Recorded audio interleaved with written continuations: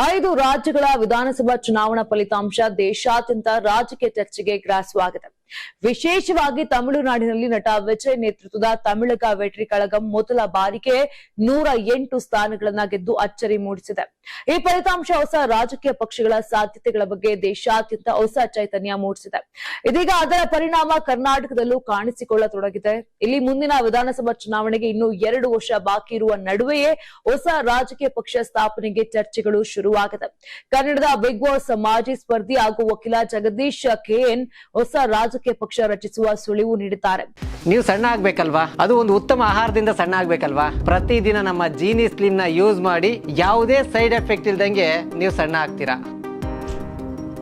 ಸಾಮಾಜಿಕ ಜಾಲತಾಣದಲ್ಲಿ ಪೋಸ್ಟ್ ಹಂಚಿಕೊಂಡಿರುವಂತಹ ಅವರು ತಮ್ಮ ನಾಯಕತ್ವದಲ್ಲಿ ಶೀಘ್ರದಲ್ಲೇ ಹೊಸ ಪಕ್ಷವನ್ನ ಘೋಷಿಸುವುದಾಗಿ ತಿಳಿಸಿದ್ದಾರೆ.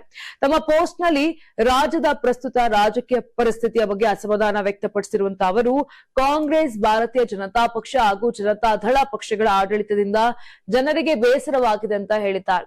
ಭ್ರಷ್ಟಾಚಾರ, ನಿರುದ್ಯೋಗ, ಬಡತನ ಹಾಗೂ ಬೆಲೆ ಏರಿಕೆ ಸಮಸ್ಯೆಗಳ ನಡುವೆ ಸಾಮಾನ್ಯ ಜನರ ಪರ ನಿಲ್ಲುವ ಹೊಸ ರಾಜಕೀಯ ಶಕ್ತಿ ಅಗತ್ಯವಿದೆ ಅಂತ ಅಭಿಪ್ರಾಯಪಟ್ಟಿದ್ದಾರೆ.